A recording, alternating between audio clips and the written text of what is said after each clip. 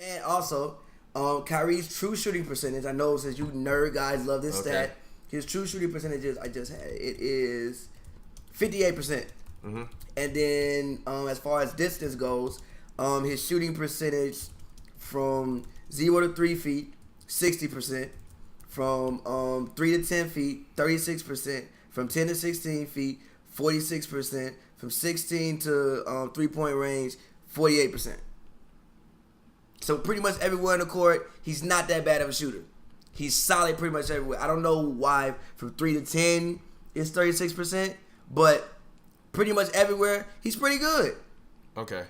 So looking at these as you were looking at true shooting, I was actually looking at a heat map, and this is according to NBASavant.com. Shout out to them for the actual heat maps which they have on their website. Make sure you go and check them out. They have some really cool stuff if you want to actually check it out. No, they are not sponsored, but we give them a shout out because we actually use their product, right? So Kyrie Irving's heat map. So I'm going to actually read off the different sections of the heat map. So from 3-point, his heat map is around like 39.9%. From the actual, hold on, wait a minute. What is this for the year? Okay, so this is for last year. So from the 3-point, he was at 39.9%, and most of his heat map was around kind of the more like top of the key 3-point, not necessarily from the sides. Yeah. And he was green from like the corners.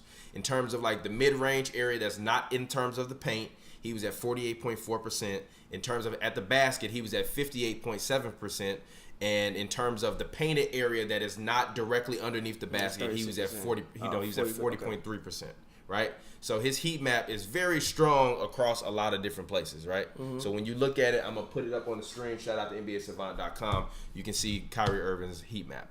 Now, when you actually go to Steph Curry's heat map and you look at it, Steph Curry from 3 is 40.7%, and his heat map in terms of 3 is pretty much green, damn near entire and behind the entire 3-point line. That's great. In terms of shooting from the corners, I'm sorry, I didn't read Kyrie Irving shooting from the corners. Kyrie shooting from the left corner is 37.2%, and from the right corner, he's 44.2%. 44% from the right corner?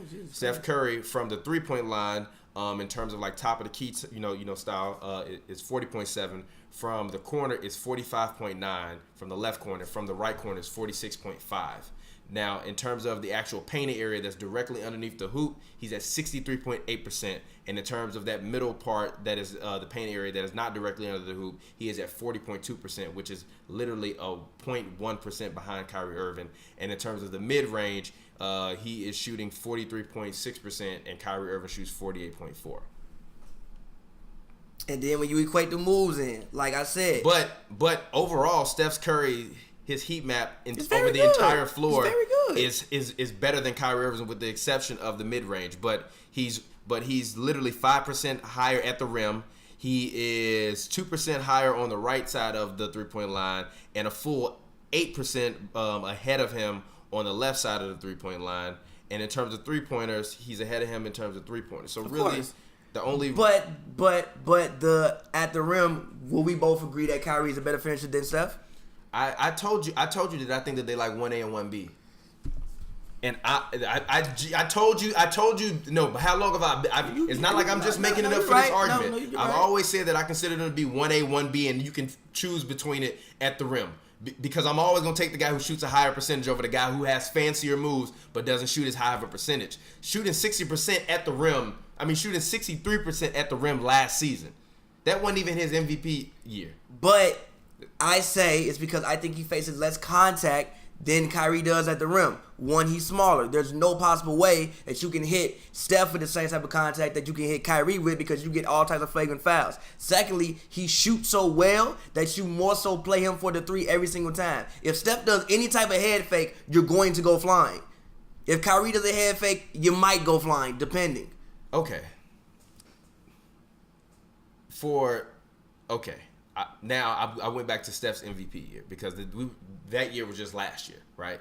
So even last year, we all consider that to be a down year for him, right? It wasn't a down year. It was a good year. It was a down year. No, it wasn't. Coming off arguably one of the greatest seasons of all time. Like, that was a top 5 season all time.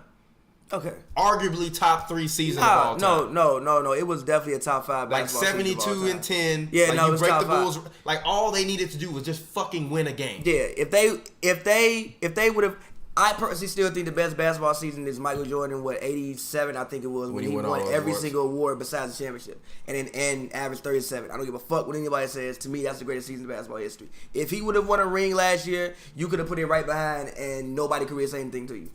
All right. So, for Steph's MVP year, which is 2015-2016, Kyrie Irving, for the sake of argument and not just judging it off one season, we can go back 2 seasons.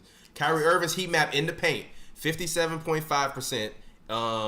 Directly under the rim, 39.4% within the painted area, 42.5% from the right 3-point side, 42.4% from the left 3-point side, and in the outside mid-range area, it was 47.8%. 3-point was 34.2%. No, but this is even he was coming off injury. He didn't even come back until January. So this isn't a healthy Kyrie season. This is a down year for Kyrie. Well, last year was technically a down year for Steph. Yeah, but Steph is coming off the type of injury Kyrie came off. Yes, but you can't just take what they both did last year and make that your whole sample size. But whoa. Kyrie was coming off a pretty catastrophic injury, a broken kneecap, as opposed to Steph coming off of fucking MCL sprain, completely different. Kyrie didn't even play until January. I would argue you would have to go and get Kyrie's playoff stats from last year, and then measure them up, as opposed to his regular season stats, because he didn't even really hit a groove until the playoffs. Last year, but you would argue that he was terrible in this year's playoffs, and Steph Curry was amazing in this year's playoffs. I didn't know.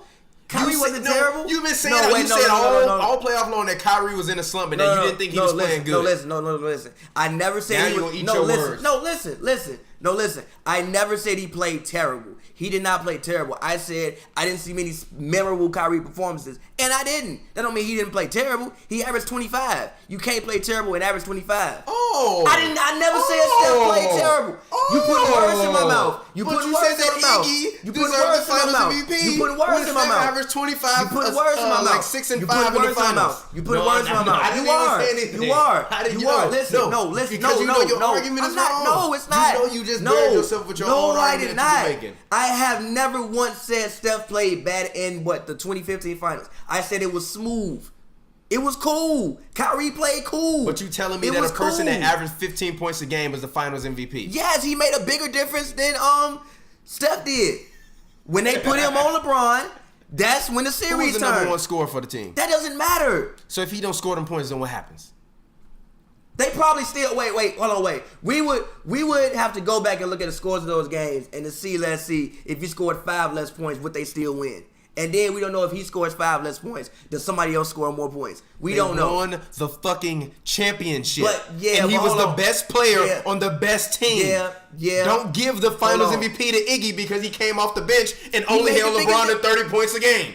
When LeBron was the only dude that could shoot. 35%. But if you're telling me LeBron is the greatest player ever, he should still go out and win that series. No, he shouldn't. Yes, he should have. But you telling me that Steph wasn't even playing that good.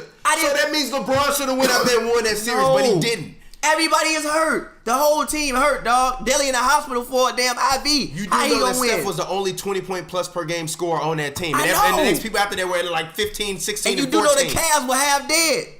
I get it, but if LeBron is the greatest player of all time and he had the ball in his hands the whole time, then he should have won. So if he didn't win, then that means that the other guy who was the best player on the team and the best player on the court in the finals should have got the damn finals. You literally act like basketball is not a team game. One man cannot win it. One man cannot win an entire series. But Iggy's 15 points and hold LeBron to 30 in a game in the finals ain't that big of a difference. The problem was Harrison Barnes can hit a fucking shot. He never hit a shot. When they inserted Iggy is when the series changed. Is when LeBron started to be slowed down a little bit. He still scored 40 points, yes, but he probably took like 35 shots a night. And he shot like 37%. If you shoot 37% but you scored 40, you still pretty much got slowed down. That's basically Russell Westbrook 40.